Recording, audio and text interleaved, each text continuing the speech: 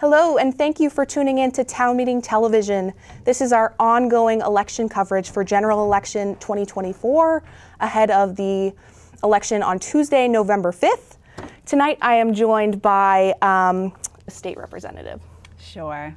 Thank you so much for Town Meeting TV for this great opportunity. My name is Garofano, and I'm honored to be wrapping up my second term as state representative representing Chittenden 23, which is Essex and Essex Junction. I am running for my third term because I'm committed to building a Vermont that works for everyone, not just a few. I will focus on expanding affordable housing, strengthening our social safety net for our most vulnerable residents, and government accountability. Growing up in a family with economic challenges, I understand firsthand the struggles of working families, and I'm determined to find practical solutions that will make Vermont more affordable while fostering equity and inclusion for everyone. And also my personal journey as an immigrant from Iran and my multiracial, multinational family also give me a very unique, diverse perspective on the issues we face as a community. Lastly, I'm a state employee. I've been working for the state of Vermont for almost 20 years, which gives me a very specific perspective and experience on how government works and crafting policies that are easy to implement. Great, thank you so much, Ray. We'll move on to Leonora. Please tell us why you're running and what experience qualifies you. Yes, again, thank you also to CCTV. This is a really important opportunity. So what qualifies me is that I am trained as a historian, and so that sort of academic rigor and research, being able to look at complex data and make sense of it and not be led by my own bias, but look at what's actually happening, has served me well in the legislature. I have a master's in history and was a Fulbright scholar and did research in Mexico. I'm diplomatic by nature. I grew up in a bilingual, I was trilingual by kindergarten because I grew up in Montreal, going to school in French, speaking Spanish at home, speaking English on the street, and that's kind of has always made me a bridge builder, bridging differences. And lastly, what qualifies me is that I feel like I represent Essex values. The families that choose to live in Essex tend to choose Essex because of its vibrant community and strong school system. And we're all working towards sort of a bright future and opportunities for all types of students, families, and businesses. Awesome. Thank you so much, Leonora. And finally, Lynn, please tell us why you're running and what qualifies you. Okay, I also thank you for the opportunity. I'm a 32-year resident of the town of Essex Junction, a wife of 45 years, a mother of 3, and grandmother of 8. As a private piano teacher, I run a small business from my home and have done so for many years. Though not a native Vermonter, I have lived in Chittenden County for 44 years and 10 months. Experiencing Vermont's simple and beautiful lifestyle has been a joy.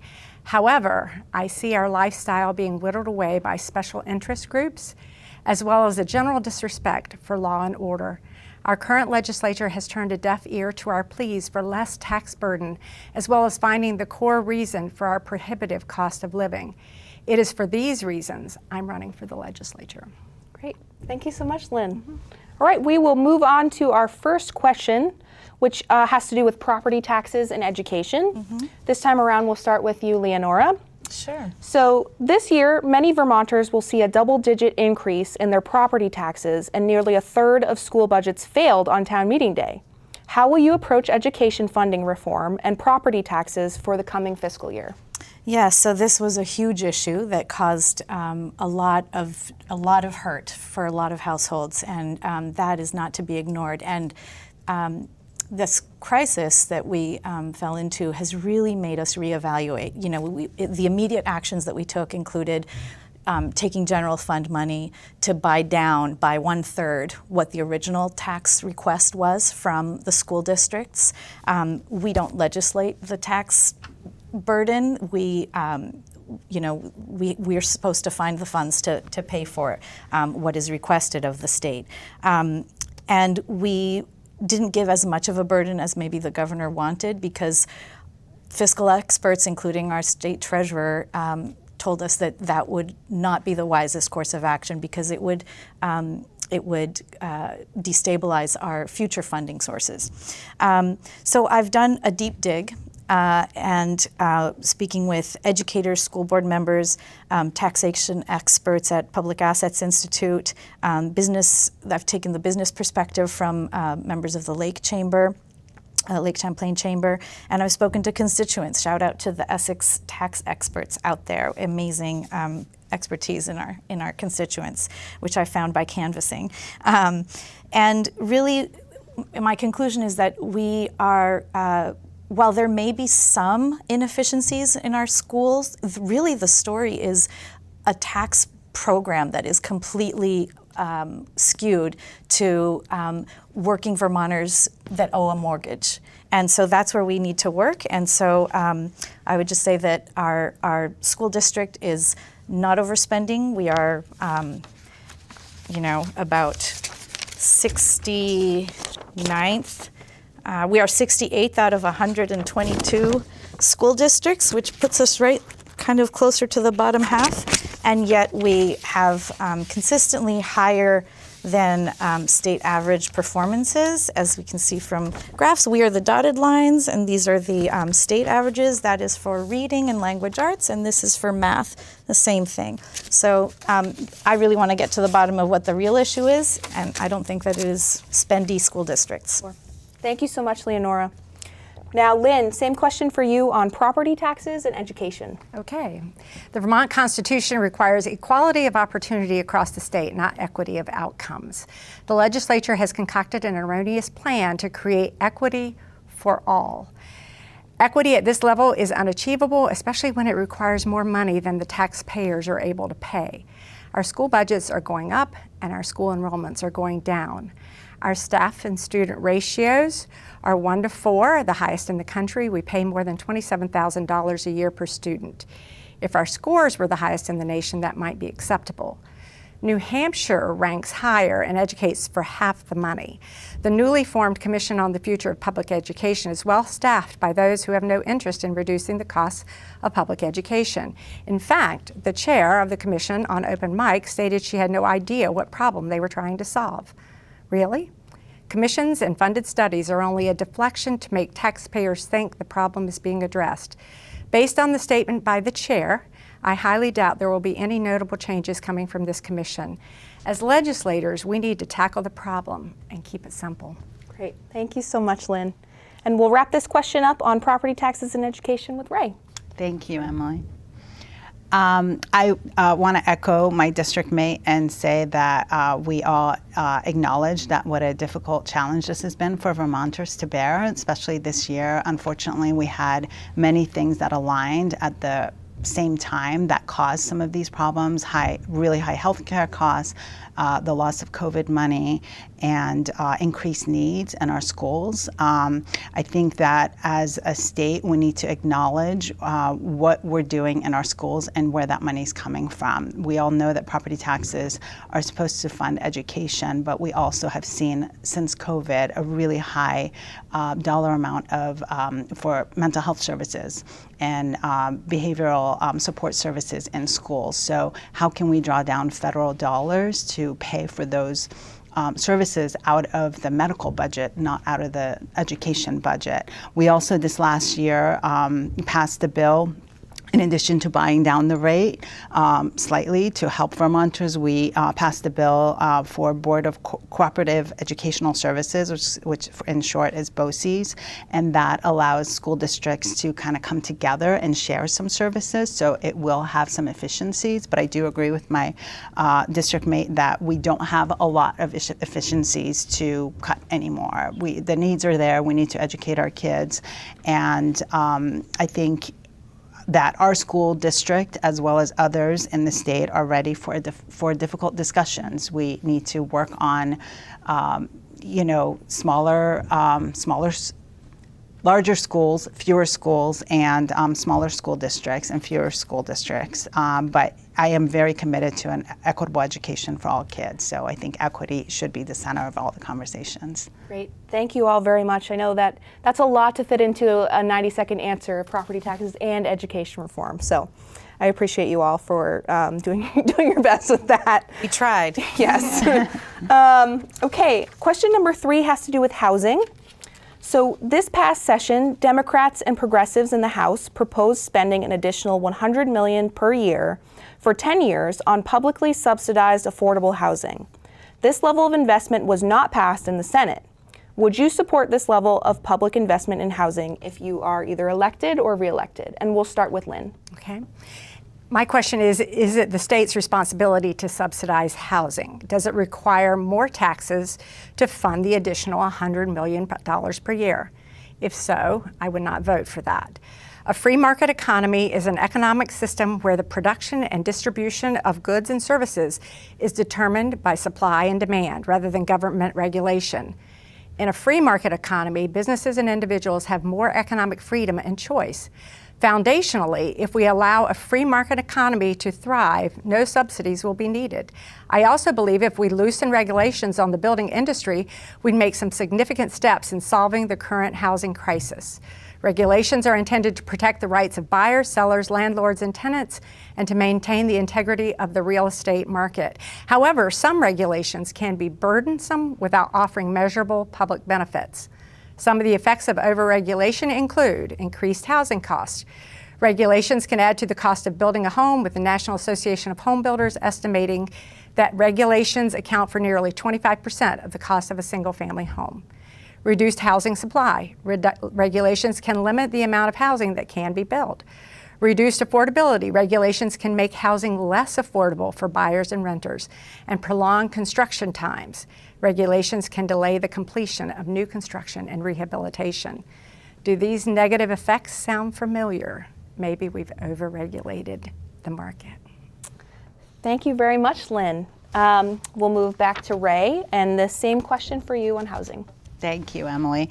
According to the Vermont 25 to 29 statewide housing needs assessment, Vermont needs 24,000 to 36,000 additional units to house everyone that needs to be housed.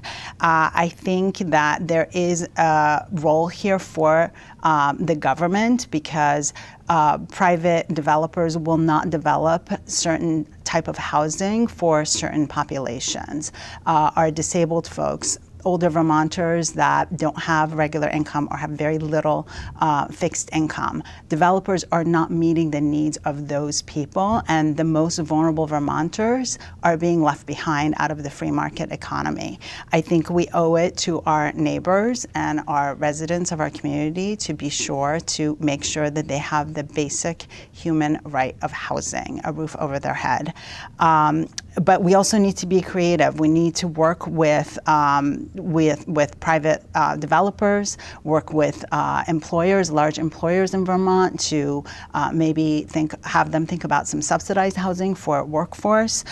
We do also need to work on regulation, which we have done. We have done in the last 2 bienniums that I've been in the House. We have worked on reducing regulation in a thoughtful, intentional manner. We can't just remove all the regulation, because the beautiful state that we have will not be here as it stands today.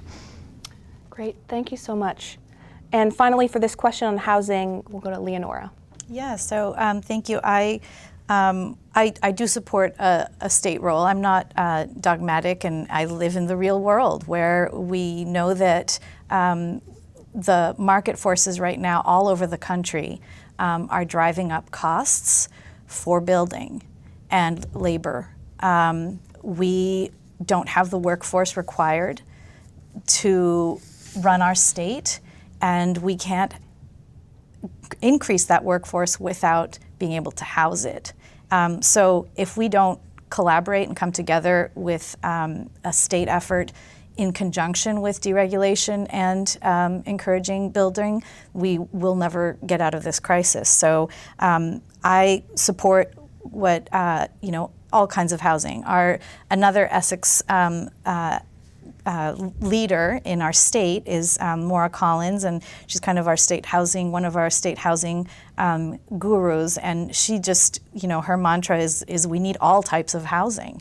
And so if the state helps to focus funds on more affordable units for low-end income folks, then the developers can afford to build for everybody else.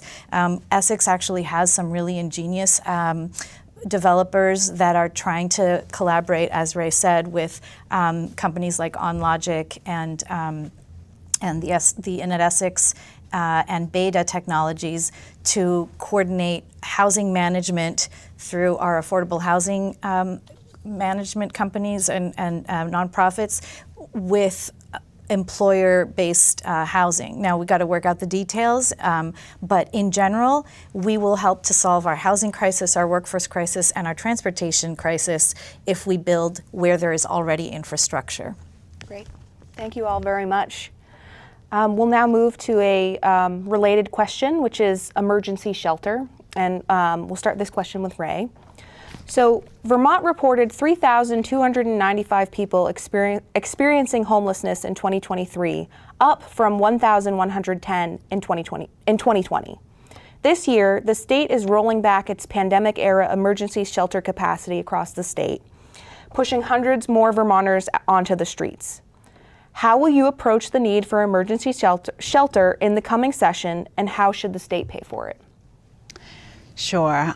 So I want to first say that I have worked in the state department that supports homeless families and used to run a program that supported families that experience chronic homelessness, and saw firsthand what these, these community members are going through, and it's really heartbreaking. Homelessness is a solvable problem that we've not had the political courage to solve. In the past few years, we have invested millions and millions of dollars. I think in the last budget we had over $80 million in just money for housing for folks who are experiencing homelessness, and it has been really frustrating. And this coming from a state employee who understands how these systems work, but to not have that money get out the door, and we're still exiting people that are in wheelchairs, mothers who are pregnant, into the streets from the motels, that is heartbreaking. And what is the administration doing? Why is that money that we've invested, that we have approved to go out to build shelters, to create more affordable housing, to create more transitional housing, that is not happening? So I would love to partner with the administration as a legislator, as a state rep, to figure out what is the holdup. Why are we continuing to put investments in but not getting the results? And that's a piece that I feel like we need some accountability from the administration. But we also need to build out our infrastructure for mental health, substance use disorder, transitional housing for folks who are exiting homelessness, and make sure that we have supportive services for those people, because you can't just give somebody an apartment. They need to have services that help them connect with their community and be successful. Great. Thank you very much. Now the same question for you, Leonora. Yeah, so the situation is it's tripled what the crisis has just grown and grown, and the studies that have looked into this scenario really show that where you have unaffordable and very low vacancy housing rates, you have increasing homelessness. And so these are Vermont families. I think it's really important to recognize that we have debunked the myth that homeless people travel to Vermont for better services. The data just doesn't, it doesn't stand up. And we are seeing people lose their rental, property, lose their rented homes, their rented apartments, and there is no other option, because in some parts of Chittenden County, for instance, vacancy rates are less than 1%. A healthy vacancy rate is about 5%. More than that, it means that you've overbuilt. Less than that, and we are really low, it means that you just don't have enough. I want to give a shout out to the advocates. that have been out there serving the population. My own kiddo has been spending the last year making meals and handing out tents and food in a Burlington downtown parking garage with fellow advocates. I am looking forward to the committee report that is coming out that's studying this issue. But then I would just sort of ditto, echo what Ray just said about what we can do. And there are a lot of kinds of people that are suffering in this situation that we need to stand up for them. Alrighty, thank you so much. And we will wrap this question up on emergency shelter with Lynn. Hi. I wonder why our homeless population has tripled in less than 5 years. Are these Vermonters down on their luck? In my canvassing, I have heard several people who are closely associated saying that there are people that are coming because of our treatment of the homeless, that they are coming to our state. So I'm not privy to the data, I just know what people who are in close association, what they have told me. I'm a huge proponent for helping those in need. However, as long as we keep giving without accountability from the recipient, as long as we keep enabling, we will have a homeless problem. Do any of those benefiting have responsibilities for the upkeep of the shelter? Are there small jobs that they can do to feel like they really are contributing? And is there any help? Do they offer any help for feeding those present others in the shelter? I think there are jobs for all, both no matter of ability or disability. And when we find value in the contributions of others and choose to contribute ourselves, then we become less needy. Thank you all very much. We will keep this rolling and get to our next question, which has to do with public safety and criminal justice. So public safety is a top priority for many voters in this election. This past session, lawmakers increased judicial staff, increased retail theft penalties, and expanded restorative justice practices in Vermont. What more needs to be done by the legislature to advance public safety and repair Vermont's criminal justice system? Leonora, we'll start with you. Yeah, I am definitely not an expert in this area. I know that we have done a great job in Essex with supporting our law enforcement. We meet with Chief Hogue annually to get a sense of the picture of what's happening. So much is due to, seems to be tied to the rising drug epidemic in our state. And it's happening all over the state. And so this isn't just an urban or Chittenden County issue. I think that one of the benefits that we've reached, I think, or one of the good outcomes was a committee that separates clearly what is law enforcement's responsibility, and then what would be like a social worker and intervention. And in Essex, we have separate funding and staffing for those two separate needs, and that is a helpful way to de-escalate and to free up different purposes of service providers. Yeah, thank you so much. Lynn, the same question on public safety and criminal justice. Okay. Well, increasing judicial staff does not necessarily equate to a better system. More does not always make enough better. Did we add the right staff, or was adding staff the legislature's way of throwing money at a problem? Retail theft penalties are only good if they're enforced. The workers and owners that I've talked to, and I've talked to several in my canvassing, have decided not to pursue retail theft for varying reasons, the most important being workplace safety. They let it go, and the law-abiding citizen pays for it in higher prices. I recently received a speeding ticket. I broke the law. I paid the penalty, and I don't want to pay it again. Therefore, I lower my speed on a regular basis. A stiff and appropriate penalty is a deterrent to crime. However, it must be enforced on all levels. Great. Thank you, Lynn. And we will finish this question on public safety and criminal justice with Ray. I'm sorry about your speeding ticket, Lynn. I am too. Yes, so first of all, I will say I'm very proud and happy to have supported the additional staffing that the judges and this court staff and the state's attorneys have been asking us for years. They are understaffed. We need more judges. So to the question of does more staff equate to better, safer communities? Yes, because we have long backlogs and we don't have enough staffing, including judges, to ensure that those people are getting through the system.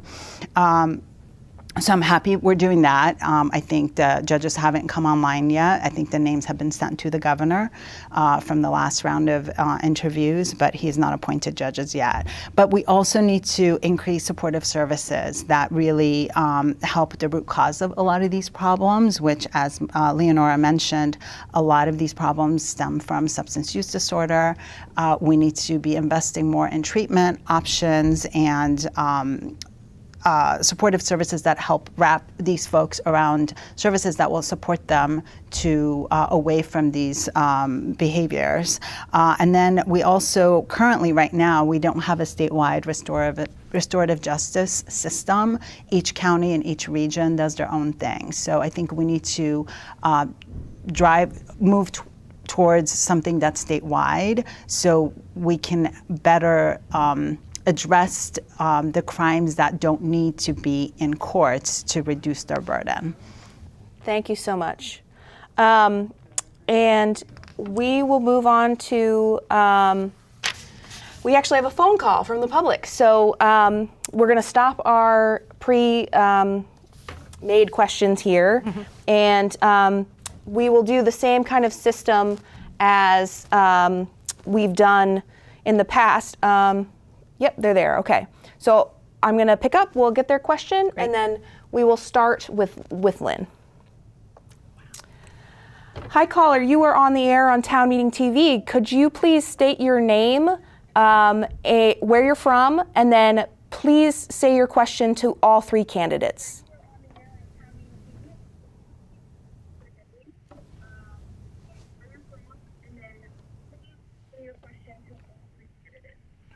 Hi, I'm Salem. I'm from Chittenden County.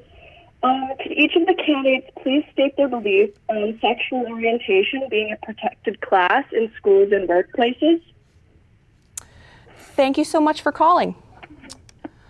All right, Lynn, we will start with this question with you. So the caller wants to know, I suppose, how you feel about sexual orientation being a protected thing in schools, I believe they said.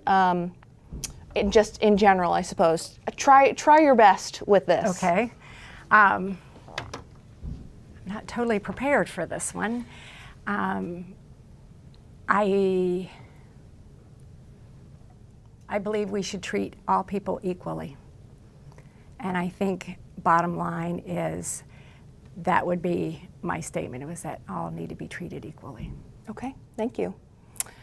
Ray, your answer to this question, and again, this is what happens when the public calls in. Yeah. Anything can happen. I believe the question was, should sexual orientation be treated as a protected class in schools? Yes. And I do believe that it should. I feel that there has been so much discrimination and hate towards our LGBTQ students, and we owe it to them and to our communities to protect them and protect them from discrimination. And I think it's really important to be out front with this and share it with our community members where we stand, right? Like, I unequivocally believe that we need to protect our LGBTQ kids, and because they don't always come from homes that support them and make them feel safe. So whatever we can do in schools to make them feel protected and safe and whole and give them the dignity that they deserve, we need to be doing. Great, thank you. And Leonora? Yeah, well, I think that it's a simple question to answer. I don't think that leaving it blank is really answering our caller. So I would just say that we have to actively protect people that are being victimized. And right now, I just went through a teacher training, and everything from first aid to how to deal with privacy, respecting privacy laws. And I learned that half of students bullied due to their LGBTQ status skip school in order to avoid their tormentors. The dropout rate for LGBTQ youth is 3 times the national average as heterosexual students, and that population is 4 times more likely to attempt suicide and 5.6 times more likely to contemplate it. So the misery that this student groups requires that we do extra effort, right? That we make an extra effort to make sure that we are allowing their stories to be told in the books that the kids are reading.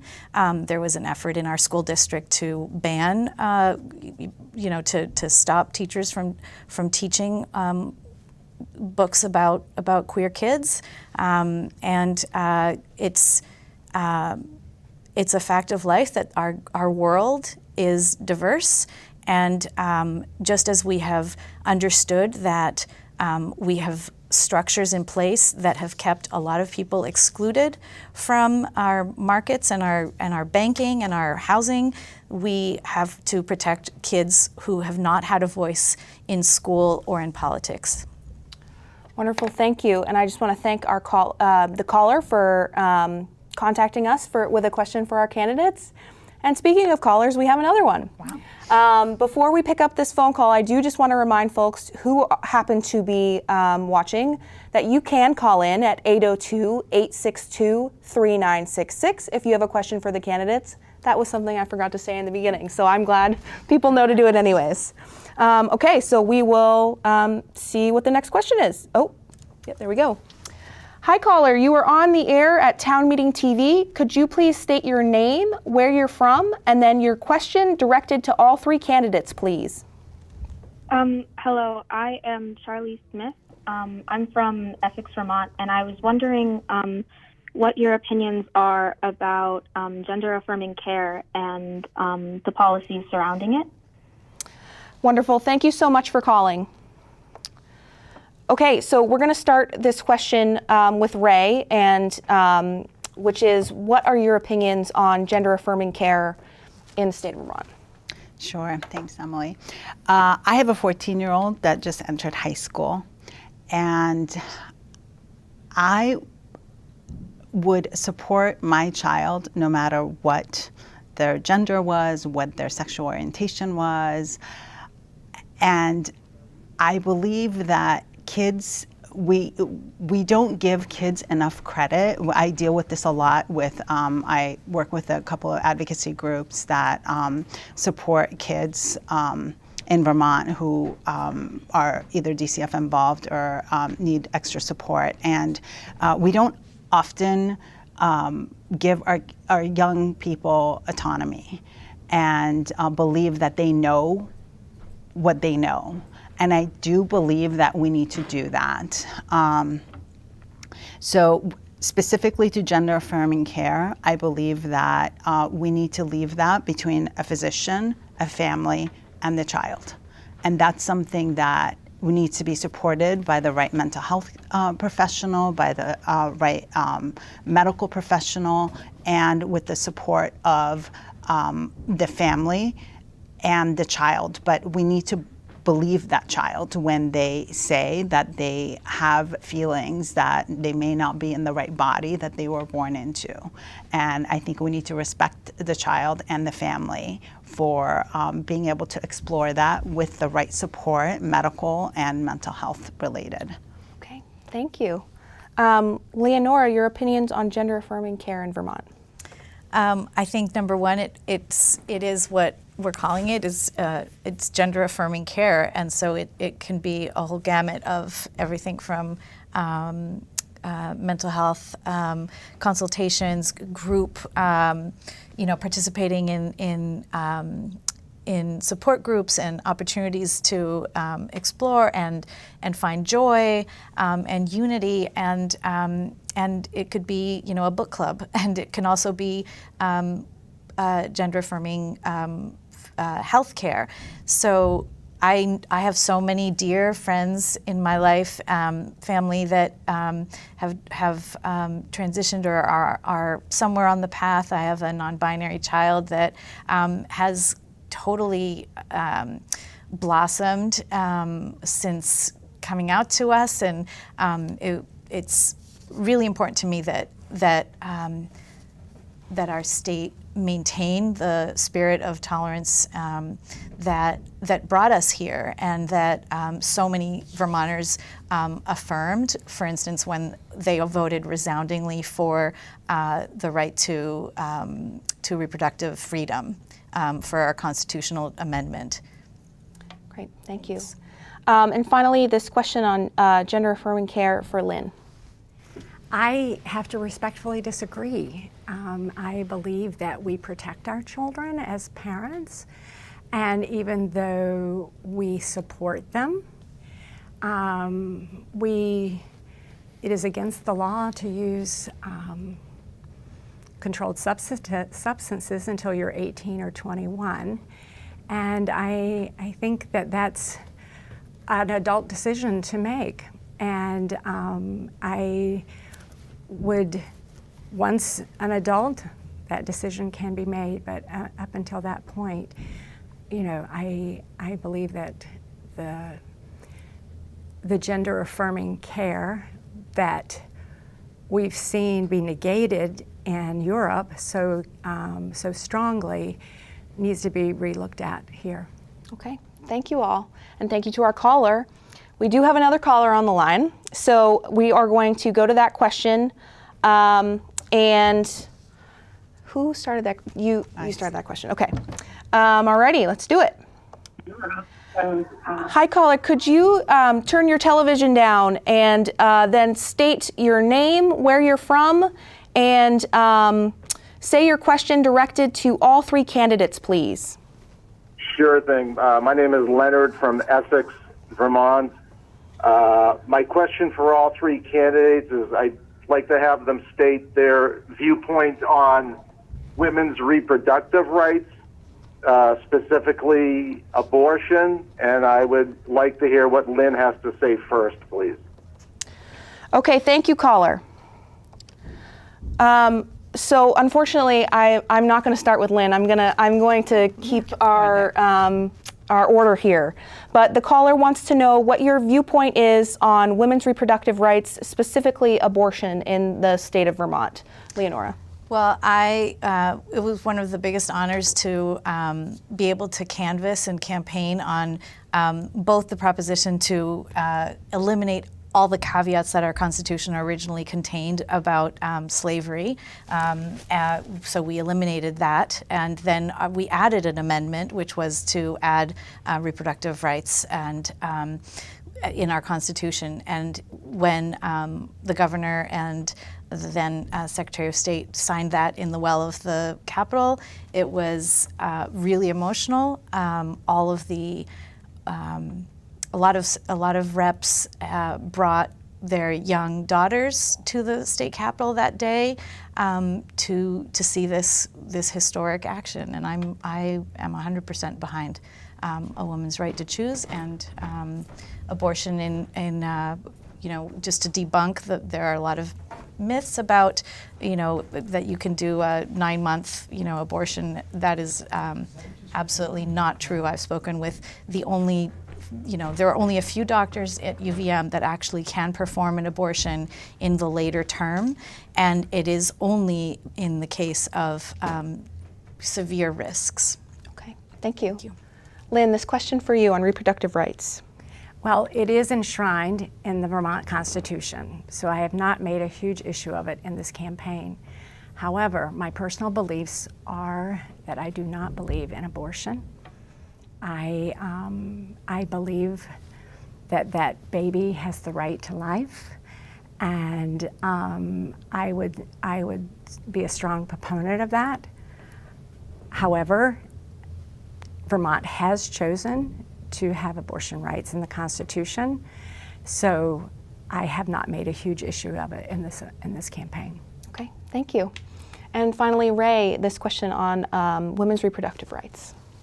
I was proud to be on the committee that worked on the reproductive rights amendment and voted it out in 2022.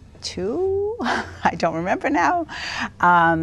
And fully support and am proud that Vermont was one of the first states to enshrine that right in our Constitution.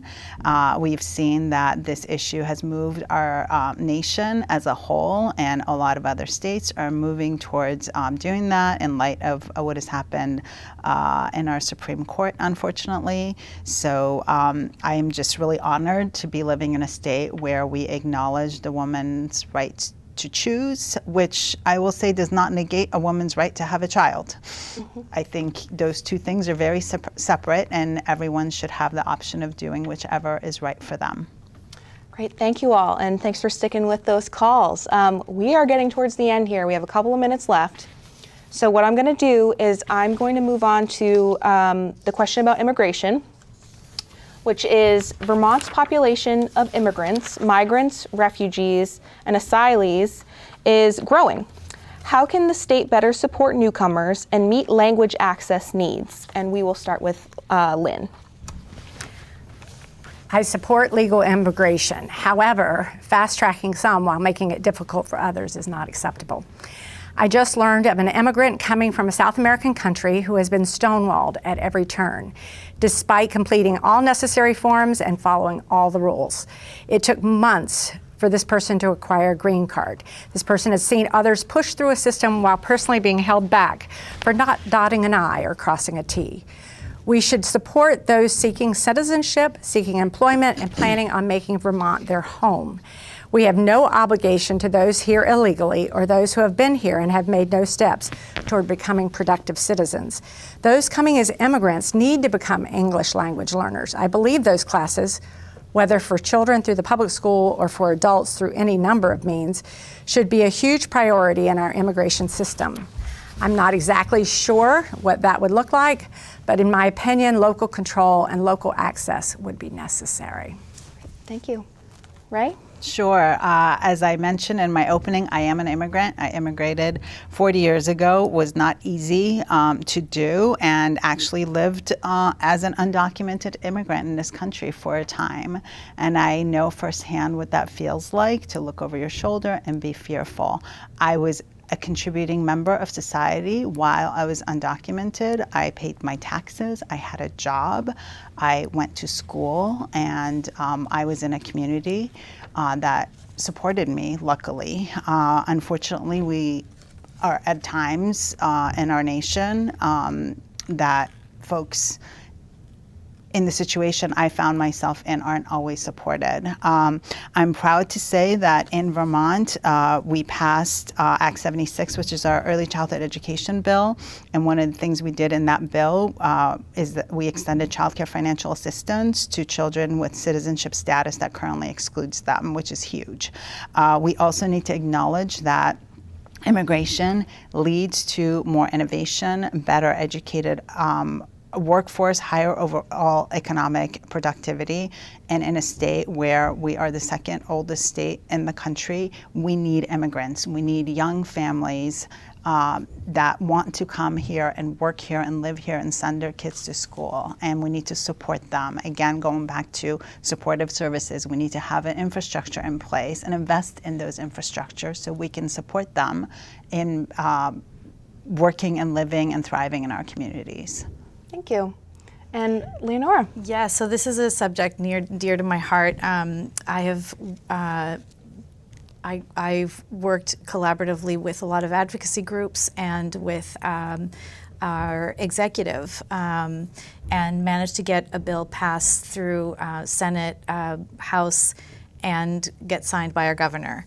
I think we understand, our state economists have explained that we have, the Department of Labor reported 17,000 unfilled jobs and 2 job openings for every single unemployed Vermonter. We are not going to answer our demographic crisis internally. We don't have the young people to fulfill. So the way that we can support is by making it easier for people who are not documented, because in fact the road to documentation is like a game of hopscotch where the stone is a burning ember, right? And people are like, somebody's erasing the blocks as you're jumping. It is so uncertain, incredibly expensive, and one wrong move, like going home to visit your dying mother or getting paid for baking a cake, can kick you out,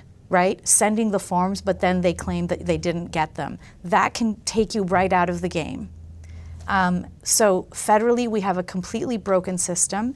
So state, we have had to make up for that by passing a lot of laws that enable people who are undocumented to still function. Our state relies on undocumented workers for the dairy industry, not just in the number of workers, but the number of hours and the conditions that they work under make up for incredible loss of opportunity that we would otherwise not have without their presence. So I disagree that that we can only help people who are here legally, because that would eliminate basically everybody who's in our who's filling the jobs that we need filled right now.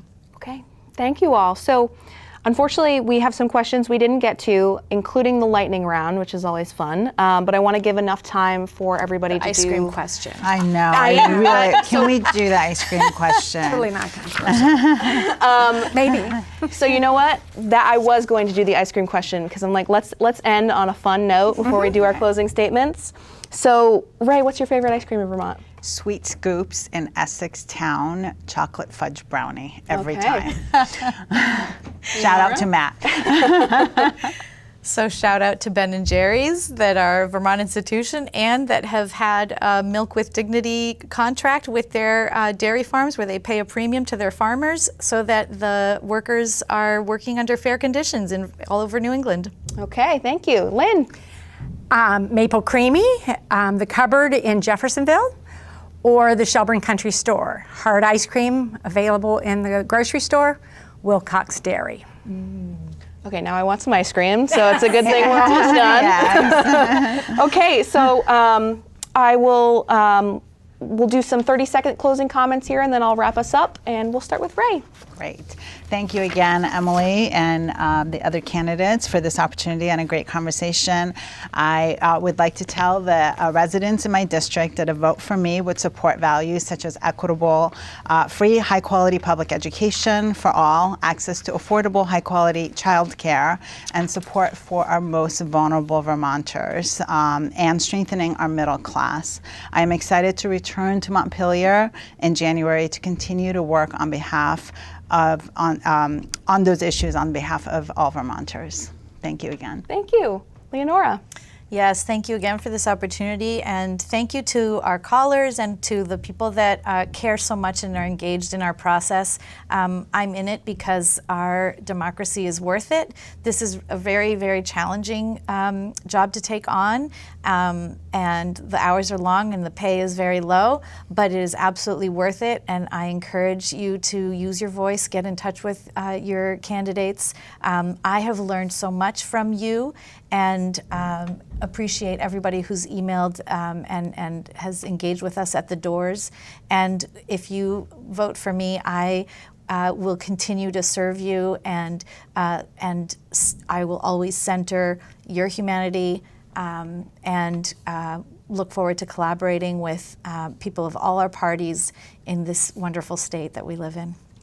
Thank you so much, Leonora. And finally, Lynn.